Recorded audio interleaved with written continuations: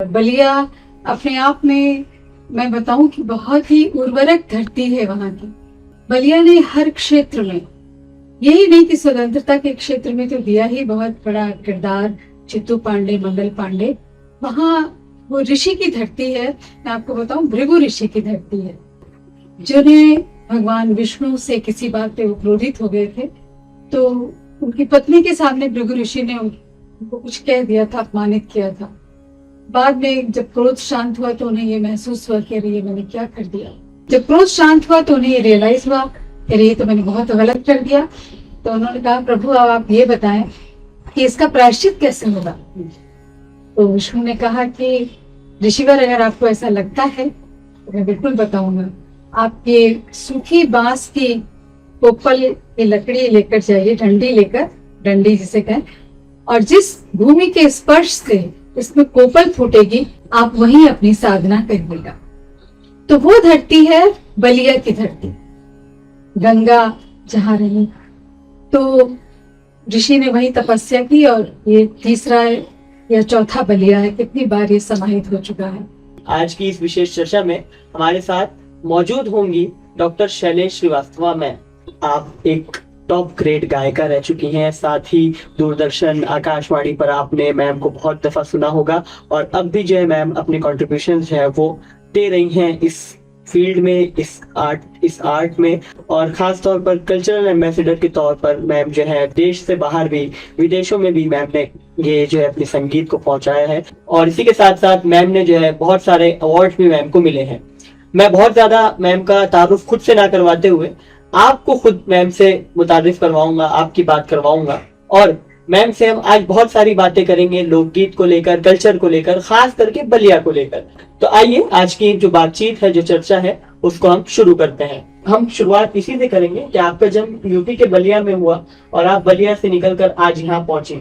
Ma'am, ये पूरी कहानी के पीछे आपको लेकर, लोकगीत को लेकर, ये गीत को लेकर आपके पीछे क्या इंस्पिरेशन रहा? बचपन में आप आर्ट से किस तरह से मुताबिक हुई, या आपको क्यों ये सूझी कि आप जो है इस तरफ बढ़ेंगे? तो उसका जवाब। तो वहां से बहुत बड़े बड़े लोग साहित्य जगत में आए हैं, जैसे डॉक्टर केदारनाथ सिंह, दूधनाथ सिंह, कवि अमरकांत जी, हजारी प्रसाद द्विवेदी जी, मेरे पिता श्री लल्लन बीए, जबकि वो गवर्नमेंट ऑफिस में रहे, पोस्टल डिपार्टमेंट में, बट कवि में, लेखक में उनका नाम बहुत अग्रणी रहा। पंडित परशुराम चतुर्वेदी जी, ऐसे लोग कहाँ से हुए हैं। तो मुझे जो आपने पूछा कि मैं गायन में कैसे आई, ये तो ईश्वरीय देन है मेरी आवाज, और पिताजी का बहुत साथ था। उस जमाने में वो इतने दूरदर्शी थे कि उन्होंने कहा कि नहीं, इसे गाने में आगे बढ़ाना है। जबकि घर में ही माँ से इस बात को लेकर बहस हो जाया करती थी कि लड़की है, इसे लड़का बना के गवा रहे हैं, इधर उधर कौन शादी ब्याह करेगा। जबकि आज 50-60 वर्ष बाद, 6 दशक बाद आप देखें कि हर आदमी चाहता है कि मेरी बेटी गाए, मेरी बेटी डांस करे। पहले के जमाने में ऐसा नहीं था। जिस दौर से मैं आती हूँ, तो पिताजी को श्रेय जाता है। और लोकगीतों में वही कहते थे कि इसको सीखो, इसको सुनो। जब घरों में लोग, कोई फंक्शन होता था, ढोलक बजा के गाती थी चाची, दादी, नानी, मामी, और हमें बड़ा अजीब सा लगता था कि ढोलक बजा के क्या गा रही है। तो उधर भी यही काम आएगा। शास्त्रीय संगीत का एक अपना एजुकेशन है, एक अपनी ऑडियंस है, वो उसको करने के लिए बहुत साधना करनी पड़ती है। तो वहाँ के जो शिक्षक थे, वहाँ किरण ओझा एक हमारी टीचर अभी भी है, बहन जी, तो उन्होंने मेरी आवाज में वो स्पार्क देखा कि इस लड़की की आवाज में कुछ है और बहुत दूर तक जाएगी, तो उन्होंने सिखाया। फिर उसके बाद शहर के पंडित काशीनाथ मिश्रा जी, पंडित नरेंद्र शर्मा जी आए पापा के पास कि भाई हम आपकी लड़की को सिखाना चाहते हैं। उन्होंने बोला, क्या सिखाना चाहते हैं? संगीत। हम संगीत के लोग हैं, टीचर। अच्छा, तो वो तो नहीं जाएगी आपके यहाँ? नहीं, वो मत जाए, हम घर आएंगे सिखाने के लिए। सोचिए कितना प्यार था। और ये भी ईश्वर की कृपा नहीं कि वो लोग आए, सिखाए, और मैंने प्रभाकर किया, तो उसमें भी मेरा बहुत अव्वल नंबर रहा। तो 8 गोल्ड मेडल मुझे मिले थे अपने यहाँ बलिया में, म्यूजिक के प्रोग्राम को कर करके, गा गा के, यूनिवर्सिटीज तक, गोरखपुर यूनिवर्सिटी से मैं हूँ।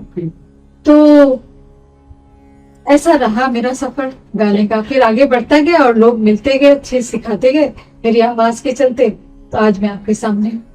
अच्छा मैम, ये तो आपने बताया कि एक शुरुआत किस तरह से हुई, पिताजी का भी एक बड़ा योगदान इसमें रहा। फिर बहुत सारे ये होता है कि कई बार जब आर्टिस्ट निकलते हैं तो उनकी लाइफ के पीछे बहुत सारे उनके टीचर्स होते हैं, कुछ ऐसे नाम जो लोगों को शायद नहीं दिखते लेकिन वो उस व्यक्ति के लिए बहुत ज्यादा महत्व रखते हैं। जिस तरह से आपने जो अभी नाम गिनाए वो वाकई में अपने आप में बहुत बड़े जो है उस्ताद आपके होंगे, जो जिन लोगों के हिसाब से आज संगीत में इतना आपने नाम कमाया। अच्छा मैम, एक सवाल ये था कि जब आप दूरदर्शन और आकाशवाणी वगैरह में जब आप एक टॉप ग्रेड गायिका के तौर पर आप बनी, और ये अपने आप में एक बहुत बड़ा जो है स्थान हो सकता है आपके लिए कि आप एक टॉप ग्रेड गायिका रही, तो वो सफर आपके लिए कैसा रहा, वो उस वक्त की कुछ अगर चीज अगर आप बता सके। और इसके साथ में फिर आपने जो यूपी नाटक अकेडमी या फिर सेंट्रल नाटक संगीत अकेडमी की तरफ से जो अवार्ड आपको मिले, जो पुरस्कार आपको मिले, हर गायक और हर आर्टिस्ट की जिंदगी में पुरस्कार की एक बहुत बड़ी अहमियत होती है,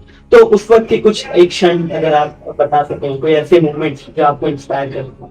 हाँ, देखिए क्या हुआ कि तब मैं फिर बलिया से फिर मेरे पिताजी की पोस्टिंग दिल्ली हुई, तो दिल्ली में मैं रही, तो वहां पे म्यूजिक का चलता ही रहा, वो रुका नहीं है। तो वहां पे मुझे छोटे लाल जी म्यूजिक कंपोजर थे दूरदर्शन में, उन्होंने भी मुझे बहुत सिखाया। फिर मुझे पंडित राजन साजन मिश्र जी, पद्म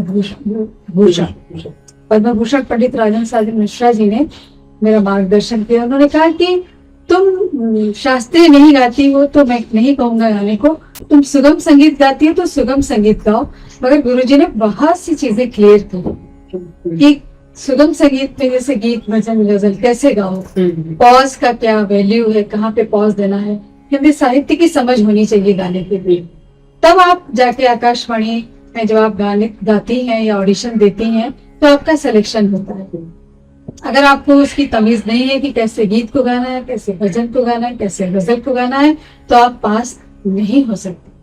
तो सीढ़ियां होती एक के बाद एक, तो वो चलता रहा कारवां मेरा गाने का। ऑडिशन देती गई, आगे बढ़ती गई, और यूपीएससी की परीक्षा पास करके मैं आईबीपीएस की परीक्षा मैंने पास की और मैं दूरदर्शन में लगी ऑफिसर, आईबीपीएस ऑफिसर लगी। तो बहुत सारे मैंने प्रोडक्शंस किए, और खासकर उसमें दूरदर्शन पे एक लेगेसी है रही है शास्त्रीय कार्यक्रम, संगीत के कार्यक्रम की। तो नेशनल प्रोग्राम ऑफ म्यूजिक और नेशनल प्रोग्राम ऑफ डांस भी मैंने किया, जिसमें देश के सारे शीर्षस्थ कलाकार, लेजेंड कलाकारों को मैंने उनके साथ बातचीत की, उनका प्रोग्राम किया, डॉक्यूमेंट्री की। तो वो एक बहुत बहुत बड़ी बात है। नहीं तो मैं बलिया की लड़की, मैं कहाँ सोच सकती थी कि मुझे किशोरी अमनकर जी से बात करने को मिलेगा। तो इस तरीके से एक से बढ़कर एक पंडित जसराज जी से मौका लगेगा, और भारत रत्न उस्ताद बिस्मिल्लाह खान साहब पे मैंने डॉक्यूमेंट्री बनाई, the Peerless Piper of Varanasi, जिसे बहुत सराहा गया। और खान साहब ने मेरे गाने को बहुत सराहा जब मेरा गाना सुना, कितनी सुरीली है माशाल्लाह। मैंने कहा अच्छा। हाँ, और मुझे बोले कि तुम गाओगी बिटिया और मैं ना शहनाई बजाऊंगा। बड़े ही नेक दिल इंसान थे। उन्होंने मुझे कई चीजें सिखाई, ट्रेडिशनल गजल सिखाई, एक बधाई गीत है बनारस में आज भी लोग गाती हैं, वो सिखाया। तो मुझे ये बहुत ही बड़ी कृपा रही कि मैं सीखती गई और ये कारवां चलता गया। तो जब मैं यूपीएससी से सेलेक्ट हुई, दूरदर्शन में ज्वाइन की, तो वहां पे एक से बढ़कर एक कार्यक्रम निर्माण किए। एक रंगोली प्रोग्राम आता था जो दूरदर्शन का बहुत ही पॉपुलर प्रोग्राम में कहूँ। रविवार की सुबह 8 बजे लोग टीवी खोल के बैठ जाते थे।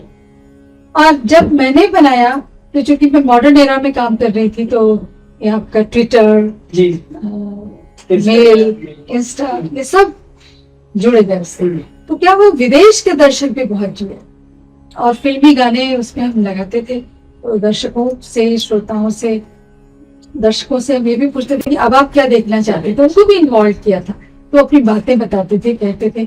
एक बच्चे ने हिंदी में लेटर लिखने के लिए अमेरिका से अपनी माँ से हिंदी सीखी और लेटर लिखा। स्वरा भास्कर तब एंकरिंग कर रही थी रंगोली कॉमेडी। तो मैं फिल्मी स्टार्स को भी लेकर आई रंगोली, मोस्ट पॉपुलर प्रोग्राम रहा।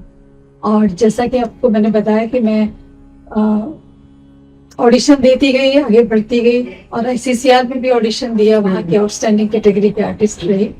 और अभी हाल ही में मैं एकमात्र ऐसी गायिका का सौभाग्य जो मुझे मिला, जो मैंने पोर्ट ऑफ स्पेन के नेल्सन आइलैंड पे गाया मैंने गाना। 182 ईयर्स था इंडियन अराइवल्स डे का।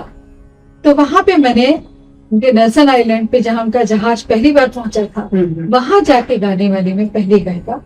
और सेंट लूसिया में अभी मैं ये मई 2025 में गा के आई हूँ जी। बहुत बड़ी चीज बन जाए। और जो संगीत नाटक अकादमी अवार्ड मुझे उत्तर प्रदेश सरकार का और सेंट्रल संगीत नाटक अकादमी नेशनल अवार्ड जो मिला है, वो इसीलिए मिला है कि मैं अपनी लोकगीत की जो सेवा कर रही हूँ, प्रचार प्रसार, लिखना, किताब एक लिखी जो बहुत ही मकबूल हुई और उसको स्टूडेंट्स पढ़ते हैं, अपने रिसर्च में लेते हैं उसको उससे। और अभी दूसरी किताब अभी आ रही है मेरी, अंजलि में बचपन। अभी थोड़ी देर बाद हम लोग कह रहे थे ना पहले कि आज हर चीज बहुत सिमट गई, किसी के पास टाइम नहीं है ज्यादा पढ़ने का, लिखने का, सुनने का, बहुत शॉर्ट में रुक जाते हैं। तो इसी तरीके से आज लोग लोरी भूल गए, ललाबाई सॉन्ग कैसे गाई जाती थी लोरी पता ही नहीं है। तो अब जो मेरी किताब आएगी तो उसमें आपको मार्गदर्शन मिलेगा। अच्छा मैम, अगर हम जिस तरह से अभी लोकगीत की बात कर रहे हैं और म्यूजिक की जब बात कर रहे हैं, तो क्लासिकल म्यूजिक जो है तो उसको आपने बहुत करीब से देखा है। और एक क्लासिकल गायिका अगर मैं कहूँ के रूप में आप जो है आपने अपनी जितनी भी चीजें जो है अब तक डिलीवर की है लोगों को, और जो भी आपकी मतलब कॉन्ट्रीब्यूशन रहे हैं इसमें, तो आप कुछ ऐसा जो आजकल के जो यंगस्टर्स हैं, जो यंग जो आर्टिस्ट आ रहे हैं, जो सिंगर्स आ रहे हैं, उनको क्लासिकल म्यूजिक के लिए आप कुछ सजेस्ट करना चाहेंगे कि वो किस तरह से अट्रैक्ट हो सकते हैं? आप ये देखें कि क्लासिकल म्यूजिक की साधना करना बहुत कठिन है, मगर इतना कठिन भी नहीं अगर आप डिटरमाइन हो तो। आप जो शॉर्टकट का रास्ता है ना, तो म्यूजिक में कोई शॉर्टकट नहीं होता। इवन कि आपकी लाइफ में भी कोई शॉर्टकट नहीं होता है। Practice make a person perfect, you can say. And one more quote are like this कि you keep on learning, one day you find you start going to start the earning, L finish होके earning हो जाता है। So वो करने का ही, और गुरु से सीखे, सच्चे और अच्छे गुरु से। ये शॉर्टकट नहीं कि YouTube से आप सीख लेंगे, ये गुरुमुख विद्या होती है और रोज प्रैक्टिस करना पड़ता है। नहीं करेंगे तो आपको 15 दिन पीछे करेगा। पहले तो मैं यूथ को ये कहूंगी कि आप इसके लिए एकाग्रचित्त होकर, डिटरमाइंड होकर, अपना कॉन्सेप्ट क्लियर करके इसकी साधना करें और गुरु के सामने बैठ कर सीखें कि सा को कैसे कहना है, रे को कैसे कहना है, प को कैसे कहना है। आशा जी देखिए हर रियलिटी शो में ये बताती हैं कि जब मुंह खोल के गाओगे तो गाना जो है वो आकार और इकार का होता है। आज लोग मुंह ही नहीं खोलते हैं।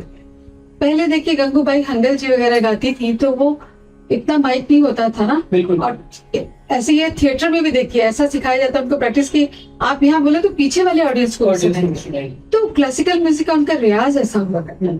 पंडित भीमसेन जोशी जी, ये लोग ऐसे मतलब बड़े गायक में। मेरे गुरुजी इतना बढ़िया गाते थे, उनकी पुकार इतनी अच्छी कि लगता था कि भगवान जैसे अब आ ही जाएंगे या आ गए। ऐसा ये असर है सुरों का, उनके साथ आप मजाक तो कतई ना करें।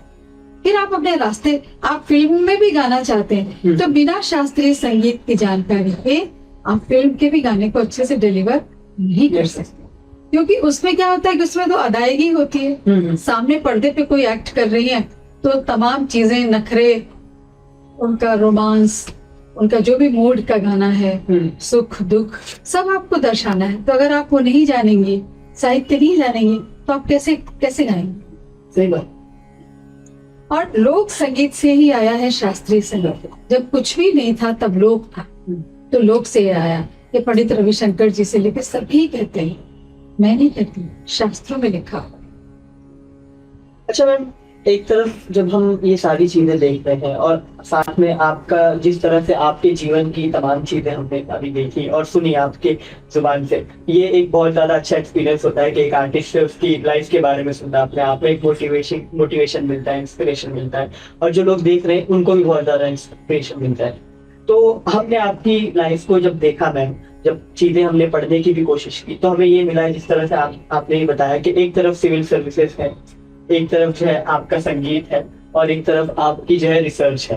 तो ये 3 फील्ड हैं अपने आप में, और आप जो है एक तरफ आप राइटर भी हैं, एक अच्छी राइटर भी हैं, एक अच्छी लेखिका भी हैं। तो ये सभी चीजों को आपने किस तरह से मैनेज किया, और मतलब मैं ये जानना चाहूंगा कि खास तौर पर आपकी जो प्रायोरिटी थी, आप जिसको तरजीह देना चाह रही थी, जो संगीत को आप तरजीह देना चाह रहे थे, इसमें आप करियर में जाना चाह रहे थे, तो आपने किस तरह से इन सभी चीजों को मैनेज करते हुए आपने संगीत को जो है आगे बढ़ाया? देखिए क्या हुआ कि नौकरी में जब भी थी, तो ये दूरदर्शन की जो नौकरी है, ये तो 24/7 है, मीडिया की नौकरी। कब क्या आफत गिरे आपको पता नहीं है, और आपको रन करना है, द शो मस्ट गॉन, तो वो शो को हम रोक नहीं सकते। तो जो प्रैक्टिस की बात है, जो मैंने आपसे पहले कहा कि बिना साधना के शास्त्रीय संगीत हो, उपशास्त्रीय संगीत हो, सुगम संगीत हो, लोक संगीत हो, कुछ भी आप नहीं गा सकते, क्योंकि स्टेमिना तो जरूरी है। तो वो क्या होता है कि जो अर्ली मॉर्निंग का टाइम है, 4 बजे उठना बड़ा मुश्किल है, लोग उसी समय नींद आती, सब सोना चाहते हैं, तो उसी समय हम लोग उठ के अपने सा को पुकारते हैं। तो ये एक हमारी डिटर्मिनेशन आप कह सकते हैं कि चाहे कुछ भी हो जाए, मुझे उठना है और अपना म्यूजिक करना है, नहीं तो वो हमें छोड़ दें। एक बार आप एमए पास हो जाएं तो लोग कहेंगे हाँ एमए पास है, एक बार आप ढंग से नहीं गाएं तो कोई भी नहीं कहेगा कि आप गाते हैं, तो बोलेगा अरे छोड़ दो। तो जब भी गाइए अच्छा ही गाइए, तो उसके लिए जरूरी है कि प्रैक्टिस करिए। तो वो मैंने बताया कि सुबह का टाइम तो मेरा होता है ना, ठीक है, हम जॉब से लौटे 1 बजे, 1:30 बजे, 2 बजे, सुबह का समय तो मेरा होता है, तो उसमें तो कोई नहीं रोक सकता मुझे। अगर आप करना चाहें तो कोई रोक नहीं सकता। वैसे भी कोई भी काम अगर आप जो करना चाहते हो उसे कोई रोक ही नहीं सकता। हम खामखा एक बहाने बना लेते हैं कि अरे ऐसा हो गया तो ऐसा, वैसा हो गया तो ऐसा। हमारे गुरुजी लोग इतना गा के आते हैं, प्रैक्टिस फिर भी करते हैं, प्रोग्राम करना है। ये आशा जी, लता जी लोग देर देर तक जागती ही हैं, क्योंकि किशोरी जी भी, क्योंकि आपको रात में ही परफॉर्मेंस करना होता है ना। तो अगर आप अर्ली जैसे सोने चले गए, लोग कहते हैं मैं अर्ली सोऊंगा तो मॉर्निंग में उठूंगा, तो फिर कैसे आप गाएंगे प्रोग्राम में गाने का प्रोग्राम पता चला आपको नींद आ रही है, जमाई आ रही है, तो परफॉर्मेंस अफेक्ट करेगा। तो एक जो बॉडी क्लॉक आपको बनाना है वैसा बनाना है, कुछ भी हो मुझे उठना ही है और करना ही है। हमारे दादा गुरु कहते थे कि जैसे खाना जरूरी है वैसे गाना जरूरी है। खाना खाती हो ना तो गाना भी भोर में उठ के गाओ। अच्छा मैम, इन पूरी चीजों में कई बार जिस तरह से मैंने जो बात शुरू में कही कि आर्टिस्ट जो एक होता है वो एक छोटे इलाके से निकलकर एक बड़े शहर में आता है और वहां आकर वो अपने विजन तय करता है और फिर उसके बाद जो है वो उसको सफलता मिलती है। और ऐसी बहुत सारी कहानियां हम जो है फिल्मों में भी देखते हैं, सुनते भी हैं, और आप खुद उसका एक लाइव एग्जाम्पल है। तो आपने मुंबई में आपका काफी वक्त गुजरा, आपका काफी समय दिल्ली में गुजरा, जिस तरह से आपने बताया। तो इन बड़े शहरों में आपको जो आर्टिस्टिक जो विजन है आपका, उसको किस तरह से शेप किया है, फिर आपको कैसे मदद मिली आपकी संगीत को आगे बढ़ाने में, करियर को आगे बढ़ाने में? हाँ देखिए, मैंने बताया कि जब मैं दिल्ली में रही तो मुझे छोटे लाल जी और मेरे गुरु पंडित राजेंद्र साजन मिश्रा जी भूषण ने गाइड किया, मार्गदर्शन किया, और मुझे एक सौभाग्य और मिला कि पंडित बिरजू महाराज जी के लिए भी मैंने बहुत गाया है। मैं शास्त्रीय डांसर्स जो है, नृत्यांगनाएं हैं, नृत्यकार, बहुत कम लोगों के लिए गाया। उनमें जैसे बिरजू महाराज जी और शोभना नारायण एक हमारी हिल डांसर, कथक डांसर, तो उनके लिए गाती थी। तो उससे बहुत कुछ सीखने को मिला। और मैं बड़े बड़े अच्छे अच्छे कंसर्ट्स हुआ करते थे तो जाया करती थी, कभी कवर करने, रिकॉर्ड करने, तो भी रुक के सुनती थी। और उस जब भी नई जॉब में थी तो भी जाया करती थी सुनने। तो सुनने से आपको बहुत फर्क पड़ता है, जितना सुनिएगा उतना दिमाग चलेगा, फिर सोचिएगा। और मुझे बेगम अख्तर का था कि कैसे ऐसी गजल गाती है बेगम, तो संगीत नाटक अकेडमी की लाइब्रेरी में जाके रिकॉर्ड लगा के वो मैं सुनती थी, कैसे गाती है, वो गले में खराश कैसी है उनकी, और उस जमाने में जो म्यूजिक के क्रिटिक रहे राघव मेनन जी, उनसे मुझे पता चला कि उनको बहुत नॉलेज है। तो उनके पास जाती थी, मुझे बताइए ना कैसे क्या था, कैसे ऐसा था तो वैसा कैसे था। तो इन तमाम बातों ने मुझे, सिंह बंधु साहब के लिए भी मैंने गाया, जो हमारे देश के एक नामचीन सिंगर रहे। तो मैं गाती थी कभी टीवी सीरियल्स के लिए, कभी जिंगल्स, कभी डॉक्यूमेंट्रीज के लिए, कभी ये 26 जनवरी पे कुछ टैब्लो निकलता है उसके लिए, मतलब कुछ ना कुछ करती रहती थी, बैठती नहीं थी। ये होता है एक कि गवर्नमेंट्स के जो एडवर्टीजमेंट होते हैं वो 13 लैंग्वेजेस में भी हमें गाने पड़ते थे, तो उस बहाने मैंने लैंग्वेजेस भी सीखी बहुत सारी। मतलब इन शहरों का, इन सिटीज का अपने आप में बहुत एक बड़ा एक्सपोजर। और क्या, आकाशवाणी में जो उर्दू सर्विस था वहां पे जब मैं गाने जाती थी नातिया कलाम, तो उन लोगों ने मेरा तलफ्फुज ठीक कराया। आप समझ सकते हैं कि बलिया की लड़की और इतना अच्छा तलफ्फुज होना एक अपने आप में मायने रखता है। तो मैंने सीखा है, कहने का मतलब ये कि I have groomed my self too much. अच्छा मैम, अब हम जिस तरह से ये कल्चर देख रहे हैं, खासतौर पे हिंदुस्तान में बहुत डाइवर्स कल्चर है हमारे पास। खुद बलिया में जो है और खुद यूपी में जो है, मतलब एक बहुत डाइवर्स कल्चर हम हिंदुस्तान में खास करके देखते हैं। वो हम कहते हैं कि डाइवर्सिटी में जो है यूनिटी है, मतलब अनेकता में एकता, बहुत ज्यादा, मतलब एक बहुत विशेष जो है खासियत हिंदुस्तान की खास करके है। तो ऐसे वक्त में, ऐसे दौर में, और खास करके अभी का जो डिजिटल एरा ही चल रहा है, उसको डिजिटल कहते हैं, तो इसमें कल्चर को प्रिजर्व करना अपने आप में एक चैलेंज है, बहुत मुश्किल हो गया। तो आप as a artist, as a singer, आप जो गायिका हैं, टॉप ग्रेड गायिका आप, तो आप किस तरह का कुछ सॉल्यूशन इसका अगर पेश करना चाहें, आपकी क्या इसके ऊपर? देखिए, इस पे मेरी ये राय कि अभी जो लोग बड़े सिंगर्स जो भी अभी जीवंत हैं, जिनकी जीवित मतलब, उनसे आप मिले और उनको रिकॉर्ड करें इंटरव्यू करके, क्योंकि चीजें तो खो रही हैं, जीवन सिमट रहा है। और जो अच्छे कलाकार हैं, कई बार उनको आजकल का ये मीडिया नहीं आता है कि वो छोटी छोटी रील बना के आप तक डालें और आपको देखें, आप बताएं कि देखो हम भी हैं, हम भी ऐसा गाते हैं, हम भी ऐसा करते हैं। इसके ये जो टेक्निक है वो तो every day is changing, new thing is going to be at every day, so you should very update version, then you can able to do it and feed it. So whoever is not able to do it, उन तक आपको जाना चाहिए, जो लोग भी ऐसा काम आप कर रहे हैं। तो अभी जैसे मैंने लोरी पे काम किया, लोरी तो अभी कोई गाती नहीं है, सब बच्चे टीवी देख के या उसको फोन लगा दिया जाता है, उससे खाना खिलाया जाता है। पहले तो ऐसा नहीं था, पहले तो उसको पीछे पीछे, क्योंकि बच्चा आपके जैसा नहीं है कि एक ही बात में खा लेगा, अपने मूड से खाएगा, उसके पीछे आपको जाना पड़ेगा और बहलाना पड़ेगा, उसको फुसलाना पड़ेगा कि देखो देखो देखो ये मामा आएंगे ना, ये मामा ने भेजा, खा लो खा लो खा लो, तो खा लेगा। ये नानी ने कहा है ना खा लो, ये नानी है ना, खा लो खा लेगा। अब तो नानी भी नहीं है, मामा भी नहीं है, बुआ भी नहीं है, सब एक क्यूबिकल फैमिली हो गई है। तो सबको सिर्फ ये पता है कि बस सिर्फ हम हैं, हमसे मतलब मैं, मेरा मम्मी, मेरा पापा और मैं, other relations no, nobody wants to be king. So ये जो स्थिति है ये बहुत ही गलत है। और शादी ब्याह भी आजकल इवेंट्स हो गए हैं। पहले हल्दी होती थी तो घर घर से लोगों को बुलाया जाता था, बताया जाता था कि हमारे लड़के की हल्दी है, वो ब्राह्मण बताते हैं कि 5 हल्दी लगेगी, 7 लगेगी, कितनी लगेगी, लड़की की हल्दी है। तो औरतें आस पास पड़ोस की, सब रिश्ते की औरतें भी घर की ना, मामी चाची बुआ सब आती थी, वो हल्दी लगाती थी, उसका गाना होता था। अभी तो इवेंट हो गया, पीला पीला कपड़ा पहन के, फूल पहन लगा के, सज संवर के वो हल्दी होती है। ऐसे नहीं, सबका एक स्पेसिफिक रीजन है, साइकोलॉजिकल, उसके साइंटिफिक रीजन है कि हल्दी क्यों लगाई जाती है, और दूरबा से ही क्यों लगाई जाती है, सरसों का तेल ही क्यों उसमें लगाते हैं, और कुछ क्यों नहीं करते। तो हम जैसे जैसे अपनी जड़ों से, अपने रूट्स से दूर हो रहे हैं, तो आप देखें कि बीच में कोरोना आ गया था, उसने बताया कि आपको बहुत लिमिटेड आपकी रिक्वायरमेंट है, तो आपको इतना हाई रहने की जरूरत नहीं है। तो नेचर खुद को बैलेंस करती है। अभी भी नेचर का जो ट्रांजिशन पीरियड चल रहा है, जिसमें हम और आप बैठ के बात कर रहे हैं, तो देखिए आगे आगे क्या होता है।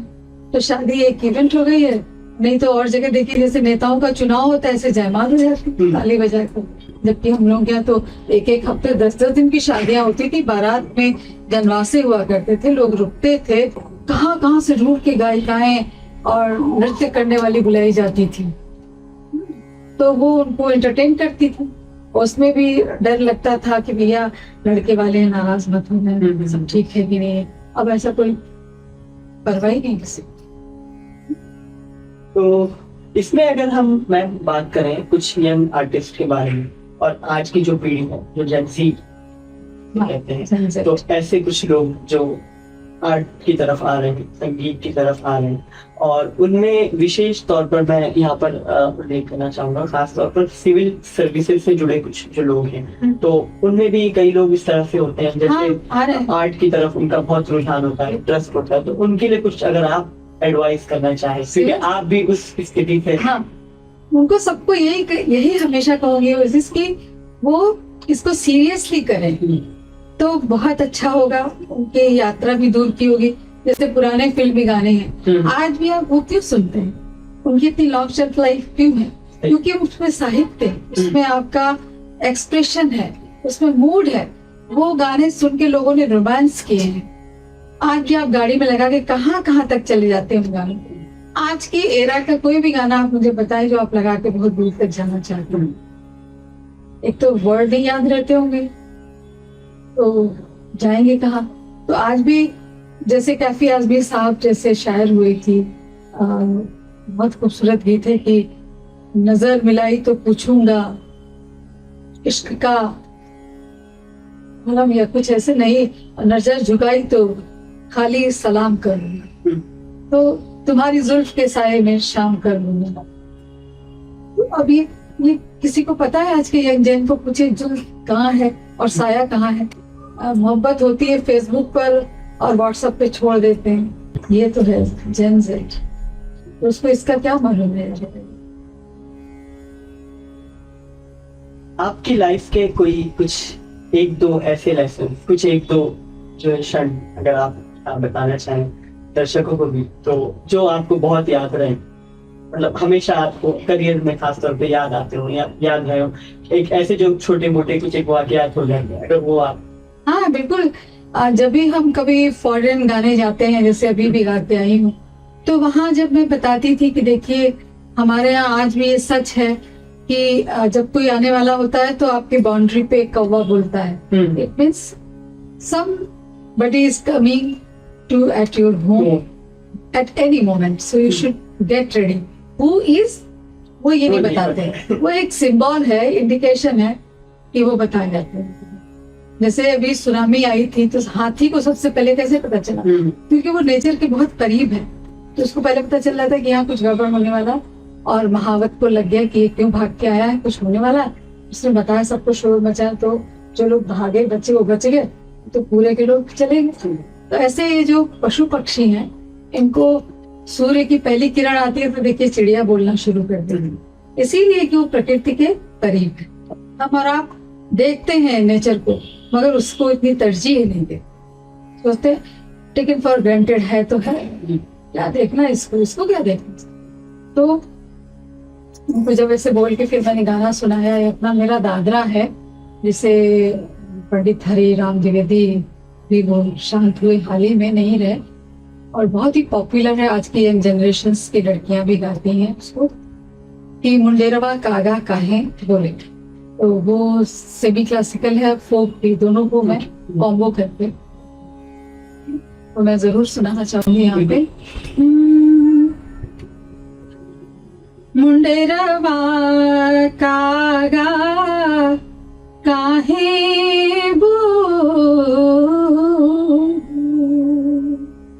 काहे बोले हो, काहे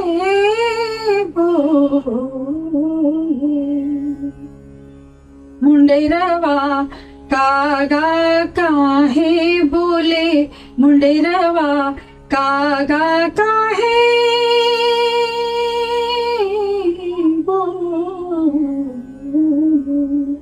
का जानी के आवे वाला, का जानी के आवे वाला, का जानी के आवे वाला तनिको मरम न खोले, हाँ तनिको मरम न खोले, मुंडेरवा कागा काहे बोले। क्या इस तरह की चीजें हैं फोक में और जो आज भी रेलिवेंट है। अच्छा मैम, अब सारी बातें तो बहुत सारी बातें आपसे जो है हो गई, अब बात करेंगे बलिया की, जी खास करके जहाँ से आप आती हैं। बिल्कुल। तो बलिया जिस तरह का क्षेत्र है पूरा, जो है आपका बचपन का जो बलिया था और अब का जो बलिया है, बहुत बदल गया, अब पहचान में ही नहीं आता। तो किस तरह से बदला है, अगर वो आप बताएं। अभी तो देखिए, हम जब भी थे वहां थे एक गुदड़ी बाजार था जहाँ हम लोग सब्जी उब्जी लेने जाया करते, और वो बेचारी बड़ी रेनोवेट सी हो गई। और वहाँ एक चौक था, चौक है अभी भी, पर उसके आसपास सब मॉडर्न परिवेश हो गया है, दुकानें सी सब बदल गई हैं। तो पहले जो हम लोग बाजार जाते थे तो क्यूरियोसिटी होती थी कि अरे इसका मोल भाव करेंगे, नहीं नहीं नहीं नहीं ऐसे। फिर वो भी पहचानने लगे थे, जानने लगते थे कि ये बबुनी आई है ना, ये कुछ न कुछ लेगी, या इसको बताओ तो ये फलाने के घर के लोग एक दूसरे से बड़े वेल कनेक्टेड थे। आज वो कनेक्टिविटी मिसिंग, आज ये बार्गेनिंग मिसिंग है। आज बाजार आपके घर में आ गया है, जोमेटो और जाने क्या क्या सब आजकल आप लोग मंगा लेते हैं फोन करके। वो ये चीजें बलिया में भी आ गई हैं वहाँ के यंग जनरेशन में। तो वो जो बलिया प्यारा सा था वो कहीं थोड़ा सा हिल गया है। अच्छा मैम, आप जो है अब बलिया जाना कब होता है, मतलब किस तरह से, कितने ज्यादा समय में जाना होता है, कम? अभी पिछले साल में अपने ससुराल, मेरी ससुराल वाराणसी है, और मेरे हस्बैंड जो है वो सप्तर्षि नाम की संस्था नाटक की, उसकी शुरुआत ही उनकी थी, मतलब वो उन्होंने ही बनाई थी, और उन्होंने एक से बढ़कर एक नाटक किए, और जो भारत के रंगमंच के शीर्षस्थ लोग रहे हैं उनके साथ उन्होंने अपने सप्तर्षि को रिप्रेजेंट किया है। छठ पर्व जो आज भारत का ही नहीं विश्व स्तर का वो पर्व हो चुका है। छठ मतलब षष्ठी का व्रत होता है, सूर्य नारायण का व्रत होता है। पहले सिर्फ बिहार में हुआ करता था, आज वो हर जगह होता है, क्या महाराष्ट्र, क्या बंगाल, क्या यूपी, सब जगह। तो वो बहुत ही पुराना इसकी जो कथा कहानी है उसमें भविष्य पुराण का उल्लेख मिलता है कि धौम्य ऋषि ने द्रौपदी को बताया था कि सुकन्या ने ये व्रत किया था, फिर द्रौपदी जी ने भी किया, और बहुत सारे ऋषियों को तो तप के चलते उन्होंने उसको संग्राम को जीता और लोगों को उनका कहूँ कि उद्धार किया। तो ये इतना बड़ा व्रत है, और ये पूरे विश्व में मैं कहूँ कि ये एक ऐसा व्रत है जिसमें हम डूबते हुए सूर्य को पूजा करते हैं। हमेशा हम उगते हुए सूर्य को नमन करते हैं, और इसमें डूबते हुए सूर्य को नमन करते हैं। फिर नेक्स्ट डे मॉर्निंग में सूर्य जब आते हैं तो उनको भी नमन करते हैं, तो इनको विदा करते हैं। जैसे राजस्थान में कहते हैं ना, पधारो हमारे देश, आने को भी पधारो, जाने को भी पधारो। तो ये जो व्रत है ये ऐसा दिव्य व्रत है जो और कहीं नहीं है, सिर्फ और सिर्फ हमारे देश में। और इसमें महिलाएं 2 दिन तक ये व्रत करती हैं बिना खाए पिए, और अगर वो बीमार हो जाती है तो उनके पति करते हैं, इसे छोड़ते नहीं है, पुत्र के लिए होता है ये। तो उसके भी बड़े प्यारे प्यारे गीत होते हैं। आजकल आप देखें, अगर आप यूपी ट्रेवल करेंगे तो हर ट्रेन में आपको ये बच्चे गा गा के कुछ कहते नजर आएंगे, कुछ हमें पैसे दे दीजिए। तो एक तो पॉपुलर वो गीत है वहां का कि काज ही बांस के बहंगिया, बहंगी लचकत जाए, बहंगी लचकत जाए, तो बाट के पूछेला बटोहिया, बहंगी के करा के जाए, बहंगी के करा के जाए।